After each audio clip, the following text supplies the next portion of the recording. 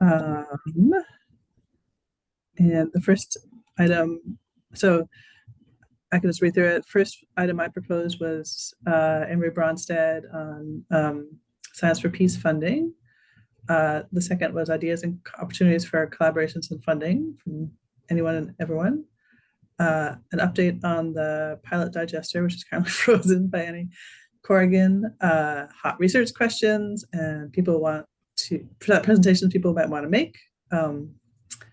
And I can say that we have had a proposal for a presentation by a UK-based researcher from Kazakhstan, which is exciting. If that person is on, that person may want to unmute, introduce yourself. Hi. Hello, everyone. Hi. Nice to meet Hello. you. Morning, good evening. I'm not sure what time the time zone is there. Yeah, it's 10:37 p.m. in Kazakhstan. Oh, Excellent. So we aren't having a December meeting, so perhaps January would work for a presentation. Yeah, sure. Excellent. Thank you. Excellent. Thank you. Okay, so that was topic 5, but other people may want to present too, so that's great to hear from folks. Shall we go back to number 1 and the next round of Science for Peace funding, Embry? Sure. So, as usual, Robin says, I'm really, really busy, but, and then takes on things. talking. Takes on responsibilities, even if that responsibility is poking us to get things done. So, Margaret and I are leading the next round of NATO funding. So if you guys recall, the first round that Robin championed was a small pot to get us to Alaska. And subsequent discussions with NATO have encouraged Robin and the group to apply for the second round, which is a bit beefier. And it's what Margaret and I have been talking about, which we would like to hear opinions from you guys, is that we would take the results of the pilot that we're running right now in Alaska, which again, if you recall, is 4 variations on a theme. Take the one that is most successful from that pilot and expand it and expand on it and put it maybe out at an actual wastewater treatment plant with poopy to kind of bridge into the next phase of development and not putting it in the community yet, right? But still kind of, doing the lessons learned from the pilot, fixing issues associated with the best outcome, and then deploying it in a slightly more real world context. That's kind of the thrust of what we were going to advocate for. The thing about Margaret being a federal employee for however much longer that's going to last, is that she cannot, sorry, it's been a rough couple of weeks. She can't PI it, she can't champion it, she can't be the leader on it, and my firm won't do that either. So we had originally thought that we would grab Pernilla Jensen from Danish Tech, because she does her own version of sort of Arctic sanitation in Greenland. And so we thought, well, we could maybe leverage those 2 geographies and ecologies for a more robust sort of proposal. But she's happy to help support the team from sort of an advisory role, but was a little reluctant to maybe PI something that was based in Alaska. And so we are now, we have a meeting with some Alaska university partners through Pernilla to talk about if they would be willing to be the sort of head of the proposal, the titular head PI for what we're proposing. And once we get that under our belt, I think we're in good shape. Proposals due January 5th. So we have a bit of a push to get it done before the holidays. But again, I think really the biggest piece is trying to find someone to head it up. So are there any questions? Any thoughts? Hello to everybody. Hey there. Good to see you. I have one question. There is any result on about this pilot project that they were doing in Alaska? Margaret, you want to take that one? Sure. That's number 3 on the agenda. Update on the pilot project. Annie, are you here? I think Annie may not be here. I know she's, if you're here, do interrupt me. I know that she is at the U.S. National Renewable Energies Lab headquarters in some meetings this week. So I think she may not be here. The update is that we, as happens with Alaska projects and with federal funding, the assembly of the digester happened too slowly to have it ready to take actual feces in 2024. And so we got it set up with, we did finish construction, but it was already starting to get cold in Fairbanks. And so we completed construction and filled with water and are essentially testing the structural integrity of the system through this winter with if the structural integrity holds with the plan to fill with actual feces in the spring. So that's the update. Oh, I guess I could add this. We also have a little bit of an update on the connecting project for using the gas as a chiller, but I think maybe we'll check in on that in January when that's even further more resolved. So the idea is to make a new proposal using the lessons from the pilot project. And this new proposal should be for, what is the deadline of for when? January 5th. Okay. January? So we won't have a lot of data from the pilot, though. Okay. And did you say 5 or 25? Oh, I wrote down 25. But you know how it works with proposals. You say, we're going to leverage the synergies of the stakeholder, right? Like, yeah. I mean, it's, Robin, you have the most maybe experience with the NATO people. Do you think that that is a proposal that they would be willing to accept? I mean, I don't know that we want to say we're going to go cold turkey into a full bore construction project. You're on mute, by the way. Yes, I've just brought up on my other screen some of the information from this. The deadline is definitely 5th of January. Now, Okay. will be another deadline later on in 2025. The issue is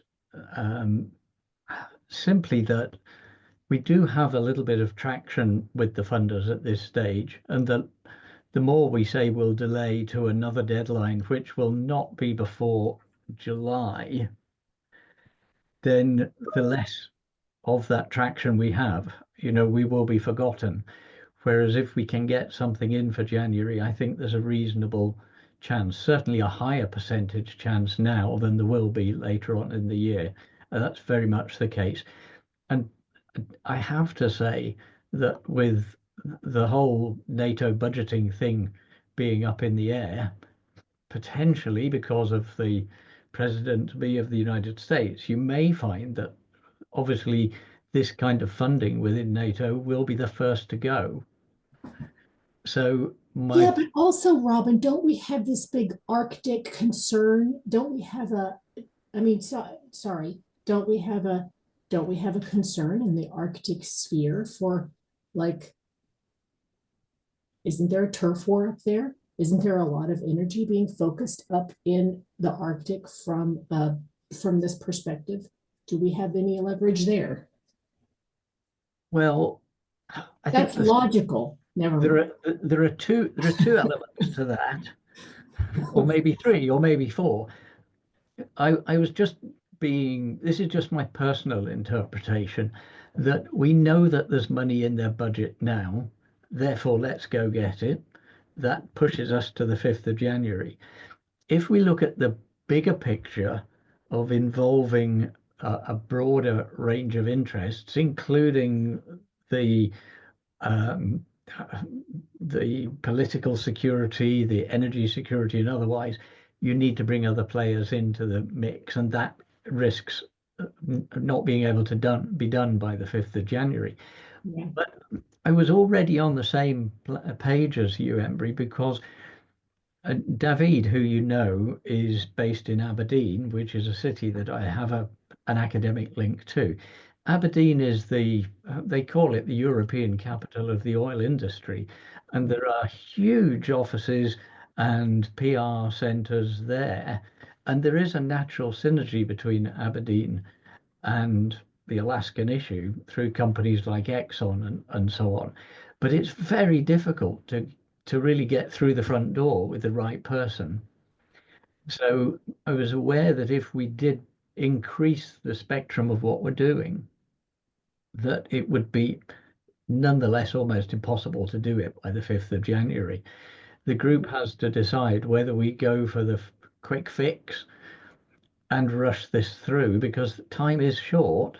And while I can support it, I'm not an academic institution, so I can help, but I can't do it. But the 5th of January is the most logical one, just simply based on what we've already done to get us to that next point. That's the easy one. And honestly, if I've got any ability to help support it, then I will. But like you, I can't be the term you used, Embry, and I was joking with you about that, the PI. I can't be the principal investigator or the project leader. Somebody has to do that and to want to do it. I think you do have the right. I think we have some good candidates for PI. That doesn't worry me. What does worry me is that it's the end of November and the holidays are coming up, and this is right. The deadline for this is when everyone returns. So that's another thing that Margaret and I will discuss with this professor from Alaska. Is he sounds very interested. It's in his wheelhouse. He does anaerobic digestion, psychrophilic, but he's located in the state that we're trying to get the pilot is, and so could leverage connections and networks there. But it is a fast turnaround at this point for him. So yeah. Well, and real quick, what I heard Embry asking was, we don't, as Jaime mentioned, asked about, we don't have any results yet, right? And we won't have by January. Yeah. So can you write this as though you have results? You've got 3 pilots. One will emerge. Use all the superlatives and the words, right? I mean, so I'm not an academician. I have done a lot of proposals, but I'm not an academician, and so I wouldn't say that I have the most expertise here on this panel. But I don't think it's out of the realm of ordinary to propose that we have something that is ongoing. We anticipate results by X. By the time that we get the money contracted, by the time the proposal award is is known, the money's contracted, et cetera, we will know, we will have results at that point. Is that fair? Or is that too weak? Well, can I come back on board and say, you No, don't need to evidence results now. You really don't. The biggest evidence that you need to convince the SBS program that they should fund it is a successful group that has met, that has objectives, and we achieved that, and that's why it's still fresh. The research proposal is indeed that. It's a proposal, and what you have to evidence is that you've got the capability, the group has the capability and the administrative capacity to manage this. So we've got everything we need for an application. I'm absolutely convinced of that. In my experience, the biggest problem is actually not something that many of us can change. The biggest problem in these situations is to get institutional approval for the budget to allow the application to be signed off. So if your proposed principal investigator can get his admin warmed up to do that by the end of December, it can be done. I genuinely think it can be done. It's just a case of whether administratively it will be tolerated by the organizations. yeah, that's my biggest concern as well. The writing of the text, all of that stuff, that's nothing compared to the bureaucratic machinations that have to occur before we get this done. Yeah, and just to reconfirm, I've just gone back on and double checked this. The call from the SBS group is for the 5th of January, but there is no subsequent one confirmed. It's noted as being more than one in a year, but the only date, and this is unusual, the only date which is actually shown is that 5th of January. So it may well be an all or nothing shot. All right, well then we just got to go for it. We got to. Yeah, I would do. And that really means that we have to do it by probably the 22nd of December all in, because forget the 5th of January, by the time we're all on holiday, and as we're all entitled to do, I think we have to agree that the target has to be week 3 of December. Yeah, I know.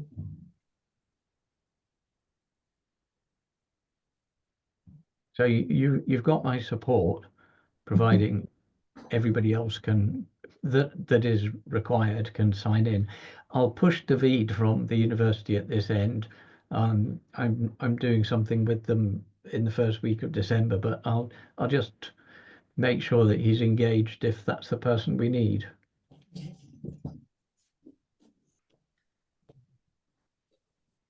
I don't know if the bureaucracy of Aberdeen is worse or better than the bureaucracy of the University of Alaska. So it won't be any better, let me put it that way. it's fair. Yeah.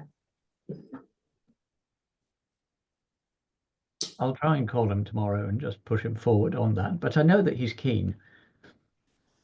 Yeah, and I think, and I said in my email, we were not purposely neglecting him. We thought that perhaps incorporating Pernille's second country parallel would be a more something that would maybe be a more powerful proposal. But no, and Pernille is the key person to keep on board to some extent for this.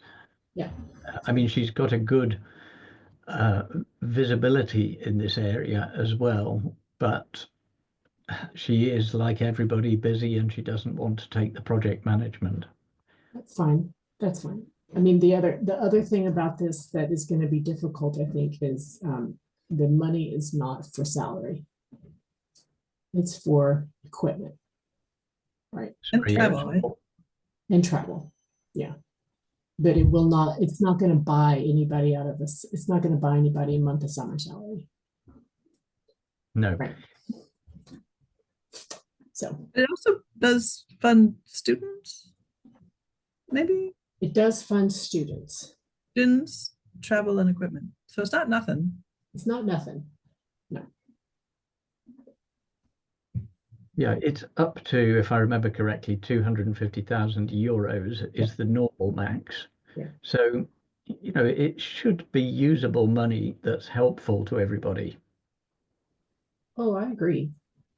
And if you fund a student for a period of time, let's say 3 months, then that does include effectively a 3-month secondment of somebody useful. That should be the idea. Yeah, I agree. Okay, so I think we're going to go forward with that as much as we can. And I'm delighted to see Dr. Marti here because I want to make sure that we don't exclude folks who aren't comfortable with military funding, which leads us to 2. Do people have ideas for how they'd like to use this wonderful set of people and resources and connections for other collaborations?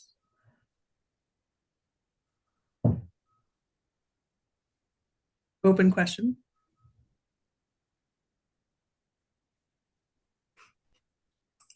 Always an open question, I guess. So even if the answer is not at the moment. I mean, I would- unfortunately, all the money that I know of is American federal, Yeah. right? That's the only pots that I know of. Jane was looking at something. I haven't heard from her. Putting a Sorry, do you mind while it's fresh? Do you mind if I just recap on something that we said? Because I've brought the actual multi-year project finance guide up. Great. It says typically 250,000 to up to 400,000 euros over the project period must be linked to specific milestones and can cover costs such as scientific equipment, computers, software, and training of project personnel, including early stage researchers through stipends, and can co-finance personnel costs for staff involved in the project. So Yay. you can't employ somebody new, but it could be used as co-finance for existing staff, plus travel. Okay.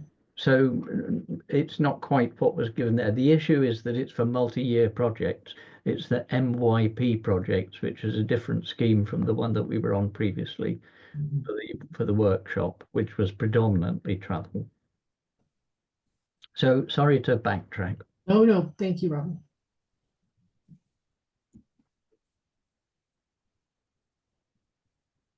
Did I just catch that it's for a different type of project, not the one that we, so is that a problem? I thought we were segueing from one type to the next. Is that not? Yes, we are. What Robin's saying is that the multi-year project, which is what we're headed for, the Science for Peace multi-year project is will support staff associated with the project. So Oh, perfect. Okay.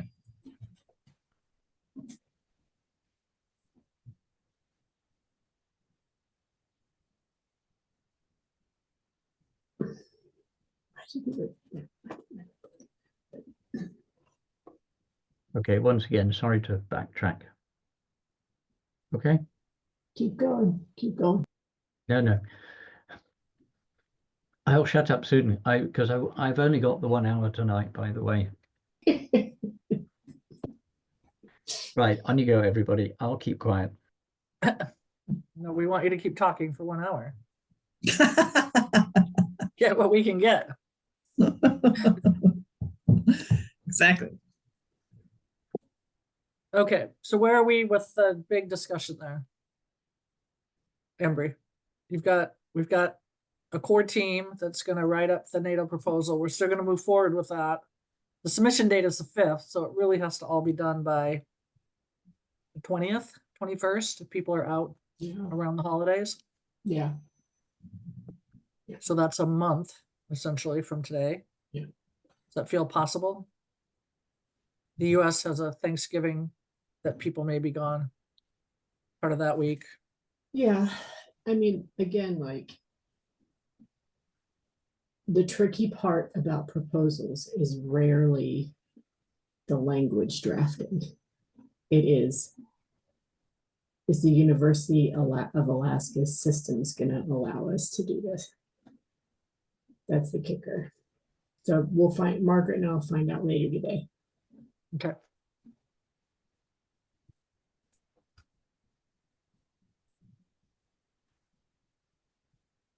And I guess if they say no, can you send us an email? If we don't hear from you, Sure. expect that it's all systems go, Sure.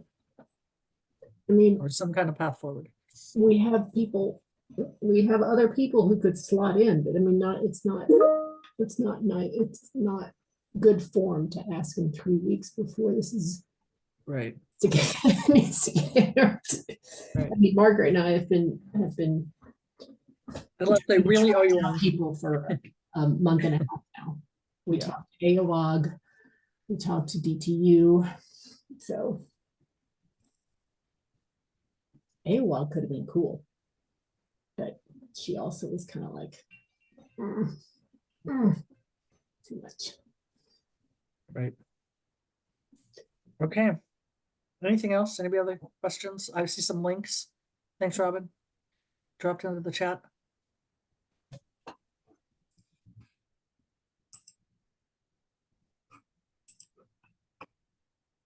Okay. And then Margaret had moved and asked about ideas and opportunities, collaboration, new funding.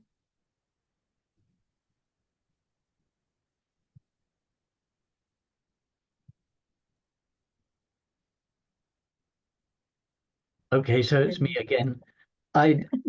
No, seriously, I did think recently that maybe we should have a combined approach to the big petrochemical companies with an interest in greening Alaska, if that's the right term, greening their activities in Alaska. Is that something, like a fact sheet and could you come on board with some money for this kind of approach to the petrochemical industry? As I say, we can do that at this end in Aberdeen. Is there a focus or somebody that could take on responsibility for bringing the two kind of European and US approaches together? As I say, we've got a lot of these companies headquartered in the North Sea area for the offshore oil industry. So Shell, BP, a lot of the engineering companies related, they do have HQs here. So is there a focus like that in Alaska where you can actually knock on doors? That was my idea anyway, so I'll leave it open to the chat. Do you have, I mean, like the folks that you've connected with there who are from multinationals, do they know their counterparts? We have, or at least I have in the past attempted to sort of check in through EPA, Alaska Department of Environmental Conservation on sanitation problems with oil workers in the oil producing North Slope of Alaska, because I'm aware that managing their workers' wastes have been a problem. Trucking it out, spilling it in various places. And I haven't, because I'm a regulator, some of these questions are sort of awkwardly placed. That's why I've been sort of trying to go internally and haven't gotten really very far. But if, someone else has an existing connection, I feel like that conversation could be of interest. No one really wants to spill feces across the Arctic. But obviously, having that question come from someone who has the authority to, levy fines on you hits a little differently than having it come from an academic researcher or someone who, can be seen as more of a ally at all times, I guess I would say. So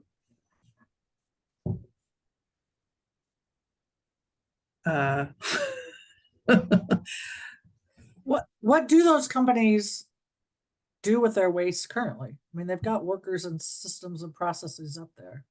I don't know that we have, Robin, like an Aberdeen equivalent in the US. These are all multinational companies with their headquarters. Maybe they're all in Aberdeen. But yeah, what do they do with their waste currently? Hi, I'm new to this group, but I feel like I can speak on this a little bit. I'm EPA Region 10. I'm based here in Anchorage, Alaska. I have a lot of interest in this research because I'm working with ORD, with EPA to research Alaska landfill contaminants and the effects of climate change and eroding permafrost on these types of infrastructure. And so one of the big things that we're also looking into, of course, are these sewage lagoons and managing waste in these rural communities.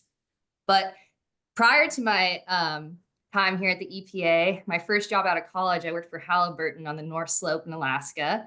So I've seen exactly how they handle their waste there. They essentially have black water tanks, and they just separate out the solids, and they literally pump it out and haul it away.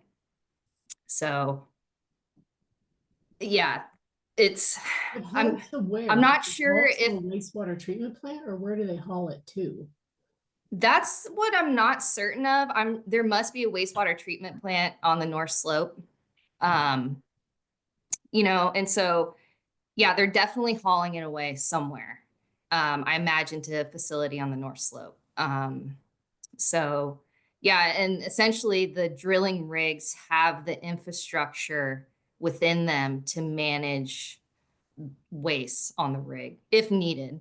Otherwise, they just have auxiliary kind of, Connexes that are converted into bathrooms, and then those are pumped out.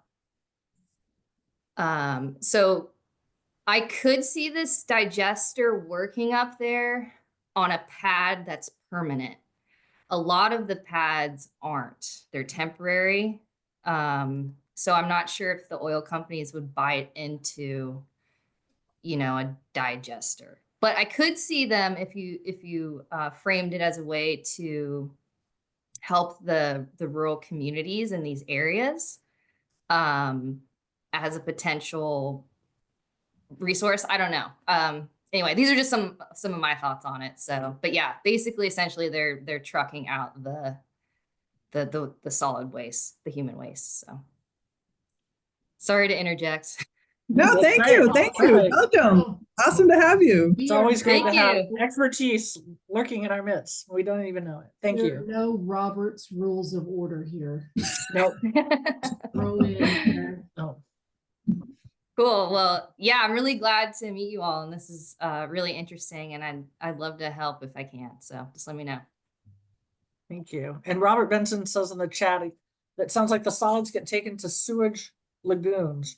So are those oil company versions of the native village lagoons? No, it's the same as any community up on the North Slope. I mean, they do just put them in sewage lagoons, and they're lined lagoons, and they just rotate and dry it out, and then the rest, the dried solids wind up going into the landfill or just get piled up. But it's not treated. There's no treatment up there. And that is unfortunate. I will add that I did, and it's nice to know that, Autumn, did you say you were with, EPA or UA? Yeah. Yeah, I'm with the EPA now. I started in August. I was with the Army Corps of Engineers before that, working on FUDs, contaminated sites in Alaska, and then private consulting before that. So Okay. I have a lot of experience in rural Alaska. Sure. Well, that was kind of where I was getting at. Yeah, I think an interesting thing that, because Margaret and I just spoke yesterday with the folks at NREL about the pilot project, and that got me into a conversation about, what are we going to do with this biogas and how are we going to look at it. Actually, I put the bug in AEA's, Alaska Energy Authority's ear yesterday as well, and I invited them to this call, but I don't see them on here. But I think that they might be interested in actually paying more attention to this because they realize that this is an issue that they're, you know, sure they're, you know, looking at energy and stuff like that as far as solar, wind, and batteries and generators and stuff like that, but they are aware that this, you know, the waste problem in rural Alaska is, you know, is an issue, and it's a growing issue, and it's not going away. So I hope to see that, you know, that work its way up the chain, and hopefully their REF funding, renewable energy funding,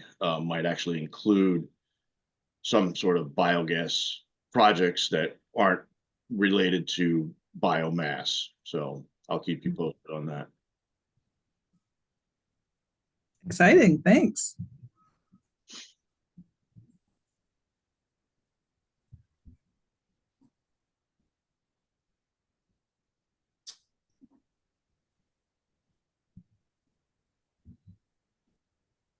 Anybody thinking about, does this spark any other conversation?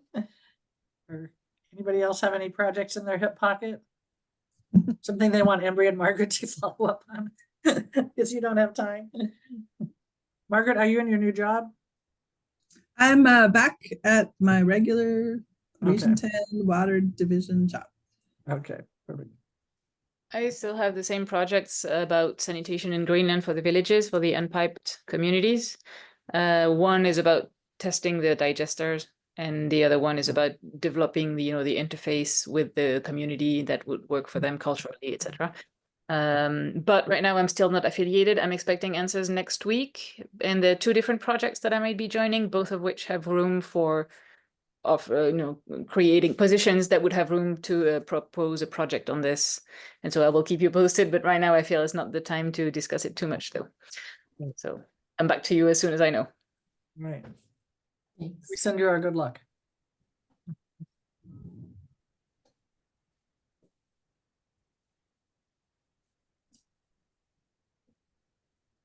Also very nice to see all of you again. Yeah, great to see. Have a good turnout today. Thanks, everybody. Yeah, sorry, I had to jump off for a work call, but I do hear that we're trying to maybe push for this January 5th deadline to submit with NATO again. I would like to help support that as I can. Obviously, I don't have an academic position where I could be the PI, as we were saying, but whatever needs to happen to get that in on time, if that is our goal. In some ways, I do think it's worth moving with the momentum we have, even if we don't have final answers to back it up. And hopefully that's, I mean, if we wait until we have answers, it might be like this time next year. So I'd rather just keep it moving, but anything I could do to help. Careful what you offer, Nate.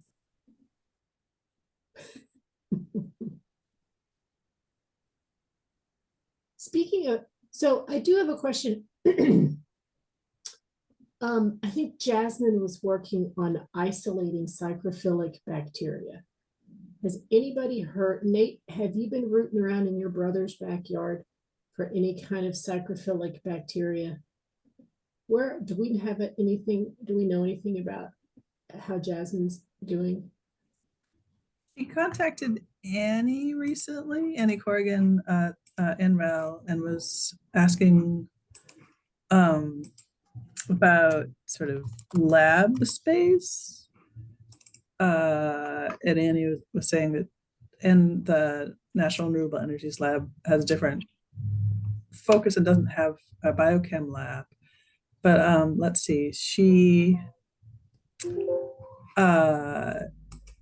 is Jasmine, I should say. Jasmine is trying to, she's hoping to get funding and start in the summer of 2025 to collect psychrophilic anaerobic seed.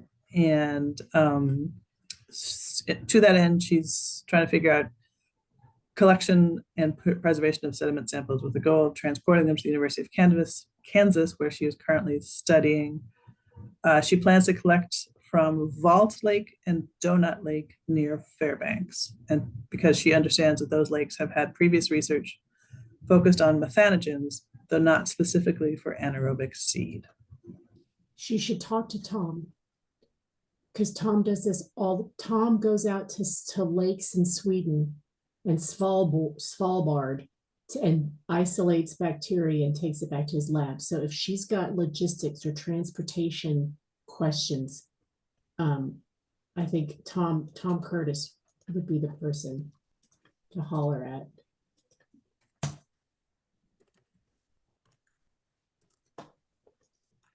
Okay.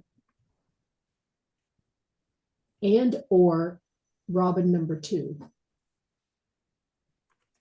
Because I would not feel bad knocking on Robin Barbados' door at the core and asking her. I think Tom's more proximate to the group than Robin is, but if she can't get a hold of Tom, then Robin probably knows how to do that too.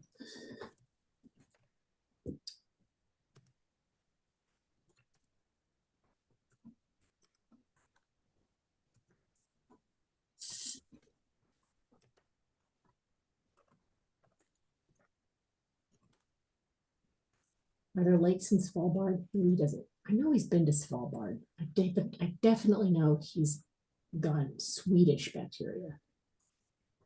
Don't know if he's gotten Norwegian bacteria. Bacteria may not respect national borders.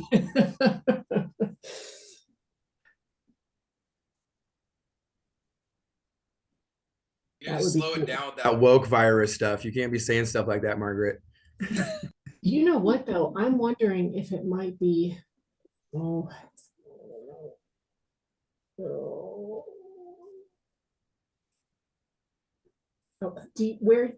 from whom is she applying for funding? Does she say? Not in the communication that I have, no. I'm sure we can ask her. But yeah, I'm assuming it's from, oh, actually, maybe go further down this email chain. Oh yeah, it just says funding. My initial thought was maybe we could suggest some small pot of the NATO funding to go to her, but then that would also mean involving University of Kansas. And at this point, I think that would just be too onerous.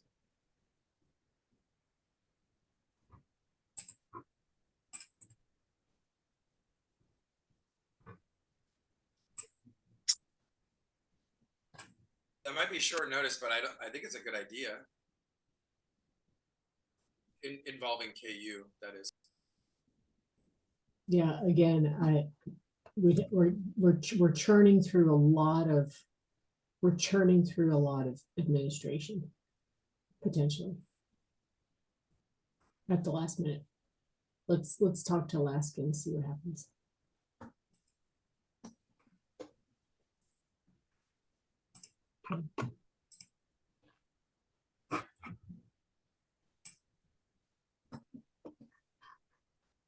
Thank you for the paper.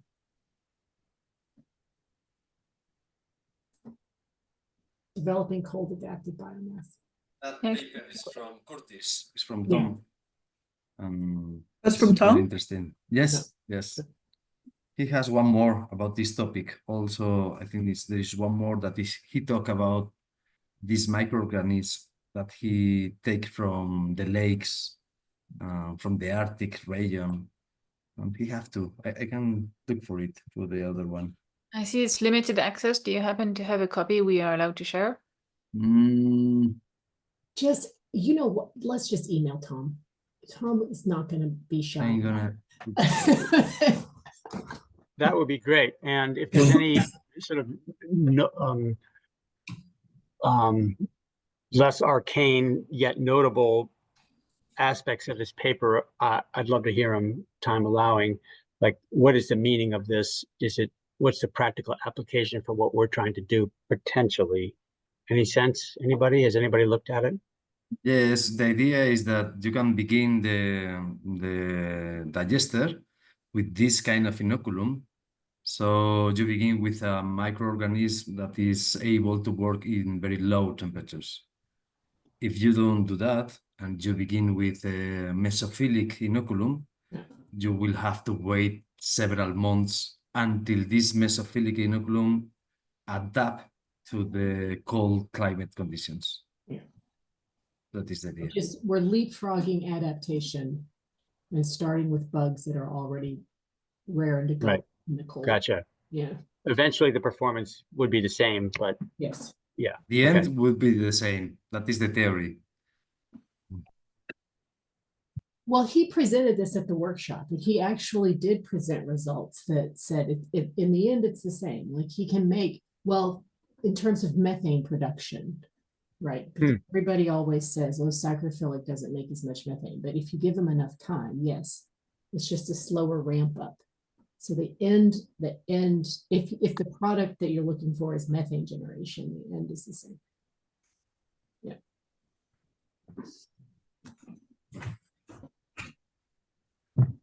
I do agree within the group, we do have people that have got that expertise. I mean, there are other papers on saprophytic AD from dairy manure, but often they're working with their top end understanding of the term saprophytic. They're still talking about 25 degrees centigrade or less, and really that's not what this group is about. So Tom is really the man for that. And you also said the other Robin, didn't you? So I think we've got very good expertise in the group on this, and the other folk that we've already got. I'm just looking at a paper which I can share on saprophytic digestion from unseparated dairy manure, but as I say, it's not giving us anything new, and the bug hunt that others in the group have already gone for, I think, far exceeds this. So that's just the way I'd looked at it.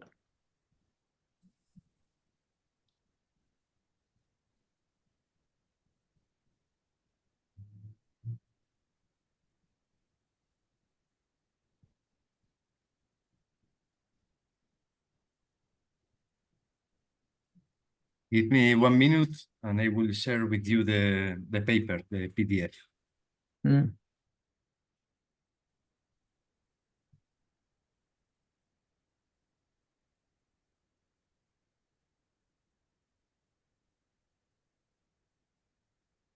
I'll just mention, maybe other people know, Zotero is a way to track all this stuff. You just add an extension to your browser and then click on the little icon and it puts it into a database. I haven't used it very much, but I hope to heck I'm capturing this stuff if I want to find it later, whether or not it's open access. I use Mendeley, Okay. which I think we can share across Zotero and Mendeley if we need to. Thanks, Autumn.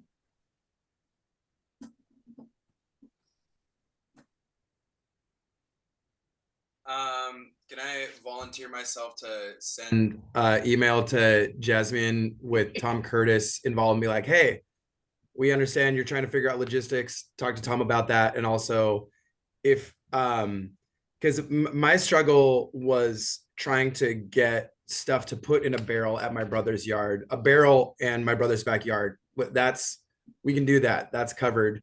I'd like to talk to Jasmine about that, just so that if there is a chance to not just at an academic level, just also be slowly growing seed in Fairbanks, that'd be great. But I just want to check, is Jasmine's email address is jperea@alaskapacific.edu? That was what I was finding in the Zoom. No, I think that was her undergrad. Let me get. I know, right? That because she's at KU now, so that's probably a dead end. Yeah, let me get you her current one. That'd be Oh, great. interesting. She's emailing from her Zender group. We did find her through Zender, and so maybe that we're letting her keep that one. Let's see if there's. So I just put the Zender group in the chat. Let's see if there's another one. Okay, great. No, that's the one I'm finding. Okay, well, No, that should still be he's- active. Yeah, who she's did- getting and receiving things from Annie at that address as of Okay.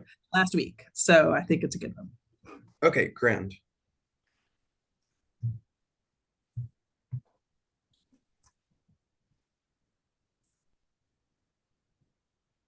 Yeah. Meanwhile, we're doing CBSI hyperthermophilic research. Wait, what? Talk more about that.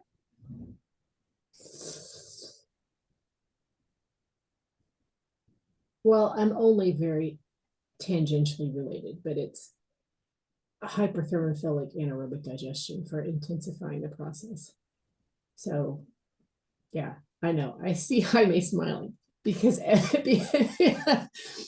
you should know. I have not, like, one of the kernels of this entire endeavor is something that you have said to me, and that was the entire world, but most of the digesters in the world are psychrophilic, right? And so I keep trying to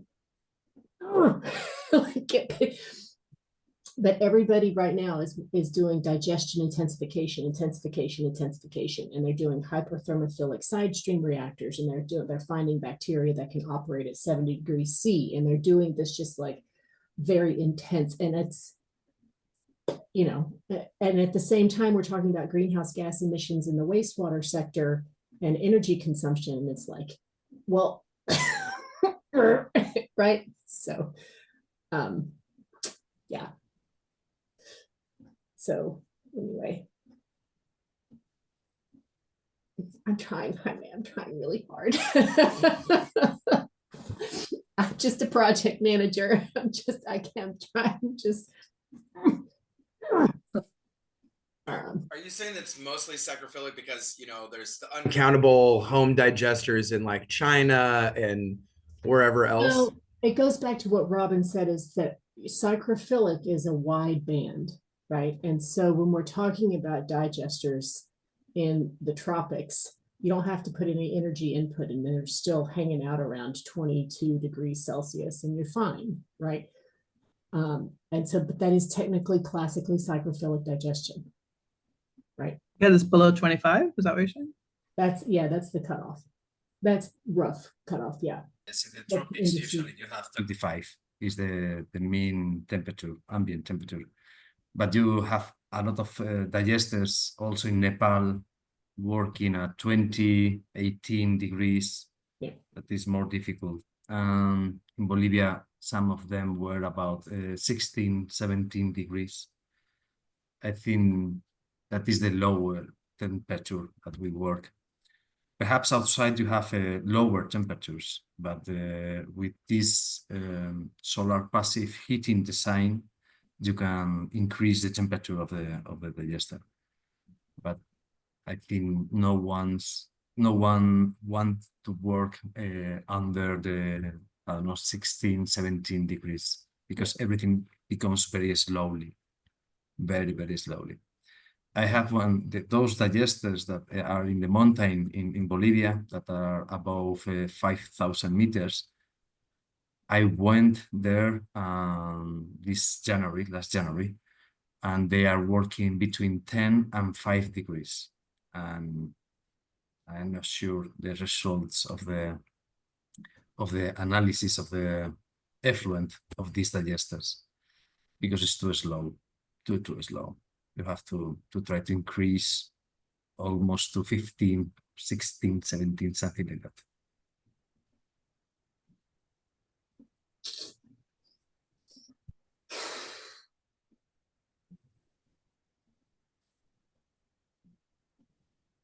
Yeah. That's getting close to us. That's getting where we need to be. So no one is analyzing those outputs? No, I have no money for travel and to pay the analysis.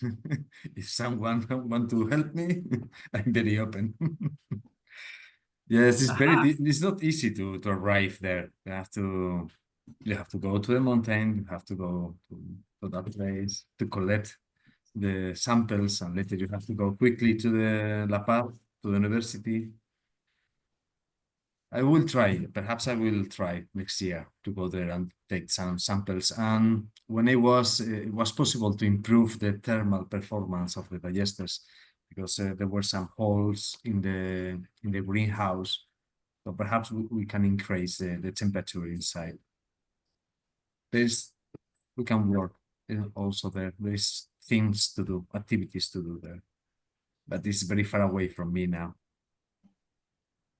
But it's an exciting research opportunity. That's what I'm hearing. Yes, yes. But you have to explain that to the Funding guy agency. who's gonna support the project. Yeah. Yes. Where do the you last. get your funding from? Sorry. What funding agencies do you get most of your support from? European ones. I European get ones. money usually from German cooperation. Yeah.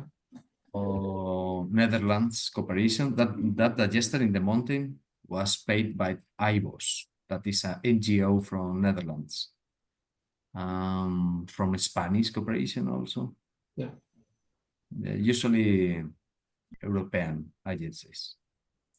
So I have an idea for research that might overlap with what you're trying to do, and then would be maybe something I could spend time chasing money for, which is if we were saying earlier that it takes a lot of time for the mesophilic to adapt to a psychrophilic, what about the reverse? And what I'm thinking is a hybrid digester that would have, say, 10x the volume psychrophilically operating to the volume mesophilically operating. In other words, you would do your greenhouse or whatever structure is expensive on a small digester volume. You'd have to kind of figure out the different retention times to get a certain amount of processing, whether it's reduction in BOD or whatever, and so match the sizing, including the fact that there's going to be adaptation time that's going to increase the size of the mesophilic volume. So is that something that anyone is thinking about or interested in me chasing money for? Because I think that might be the approach I'm going to try here, which is basically spend very little money on bags and more money on 1 or 2 bags that are in a greenhouse. So is that interesting to anybody? And I guess the research question would not just be sizing. The research question would be, how long does it take to adapt? And how long, what amount of processing, for lack of a better correct word, do you get in the different sizes of psychrophilic and mesophilic? Have some answers of that. How long takes for a mesophilic consortium to adapt to psychrophilic? For us, it's around 3 retention times.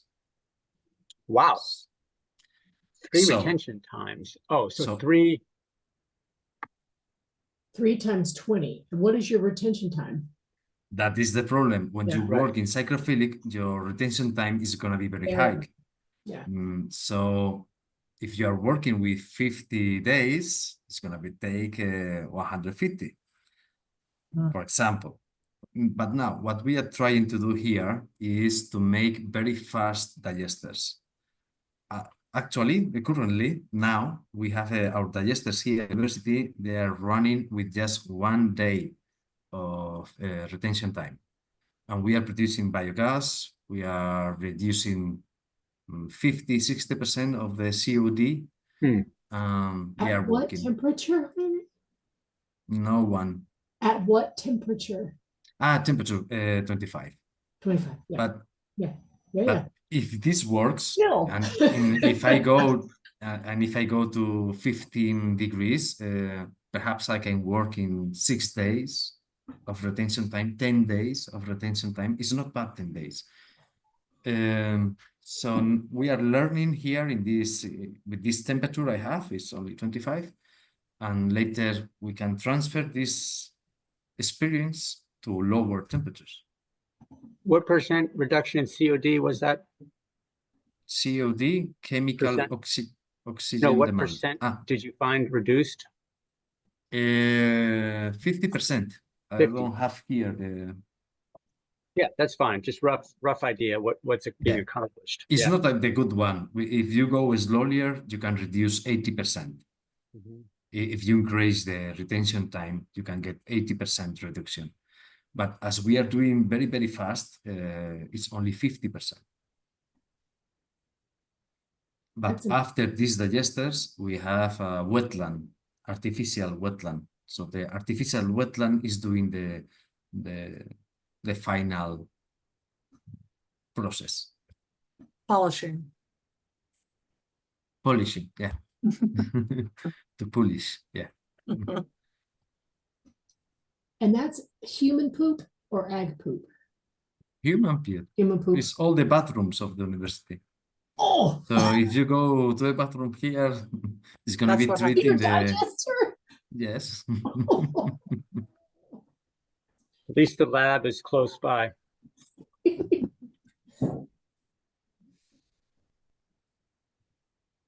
Embry's coming for Christmas. I mean, Tell Who? me, man. Excuse me, I have to take a break. I have to take a break and go to the lab. The potty. it's for research. I'm doing my research. You gotta take a field trip, man. You gotta take a field trip. Okay, when is gonna be the next meeting? January. January. January. Okay. What date? We're third We've been doing the third Wednesday. We can always third move it. Wednesdays. So We can that always move it is to accommodate people. It says 15th. 15. 15th. Yeah. 15. Okay. I hope to have some news about some researcher we are doing and we are trying to publish it. So perhaps for January it will be published, already published. So I will share all the data with you. Yay! Sounds great. Excited. That'd be awesome.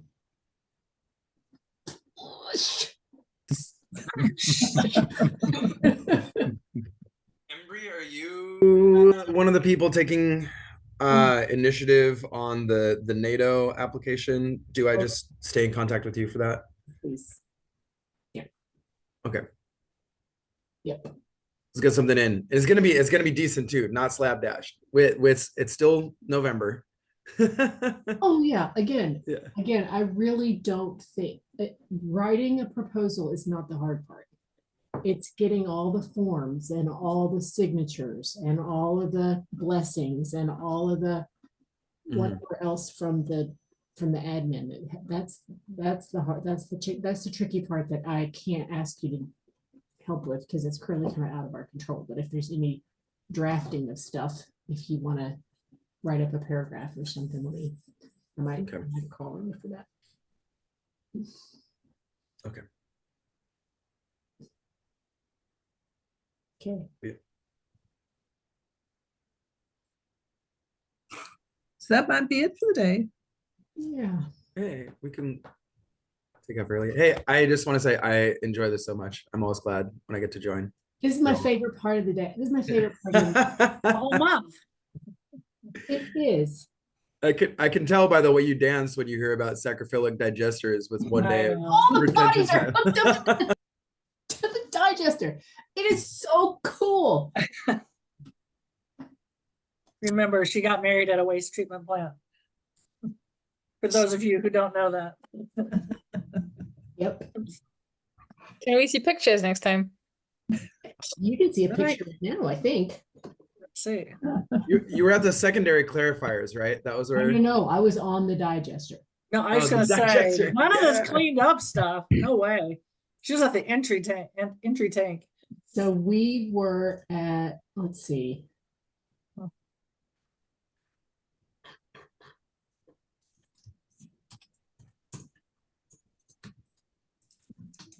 Let me see if I can find this picture.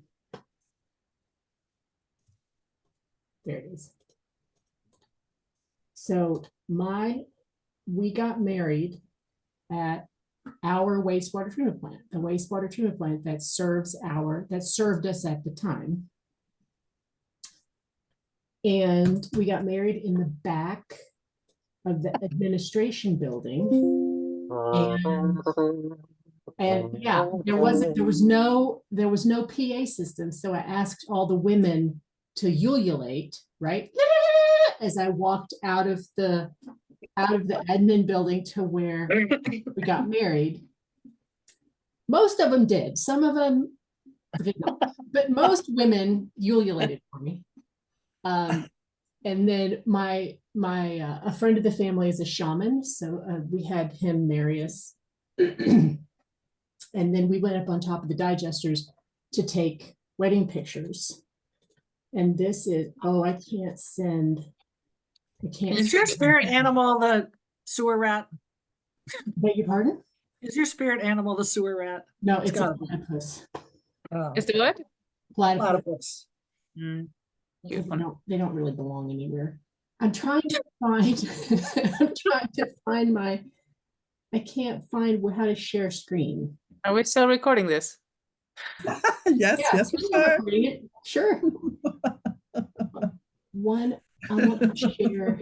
All right, you'll just have to see this. And I think Embry's the one who has the power to stop, so it's all up to her. Ha ha ha. Share.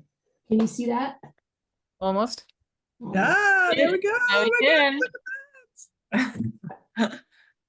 Oh, whoops. You can't see, like we have King County hard hats on. We had to go through the blower room. So we had like earplugs. Because That's for the marriage. They gave each other earplugs because they heard the happy marriage is just not listening to each other. So yeah. That's adorable. Awesome. I have more pictures, but that's the easiest one. That's the easiest one to get to. That's Thanks. wonderful. I needed that. How do I stop sharing? Have I stopped sharing? Is that West Point? Yeah. Okay. I could tell from the water. Yeah. Yeah, you can see like a ferry in the background carrying people. Picturesque. I don't know why they don't have more marriages there. Yeah, I don't know either. Yeah, Okay. Shocking, Nate. But I'm sure Well, when you get married, or if you get married, I might not be the marrying type, friend, but we could do a decade birthday, right? We all have milestones. We could have another Nate milestone. I'd be happy to come now that I've made all y'all's acquaintance. I'll tell you, I will say I'll that even ululate for you. I just learned a new word. it's hard. I'm sure I'll have to practice. right. Well, friends, I'm going to take off on that note, and I'll see you. I'll talk to you, some of you, by email sooner than the 15th. So take care. Cheers. Bye. Bye. I'm going to take off as well. Thanks, everybody. Merry Christmas. If you don't see anybody, Merry Are we Christmas, happy holiday. winding down on this happy note? Yeah, happy holidays, everyone. Yeah. All right. Bye. Thanks everybody for joining.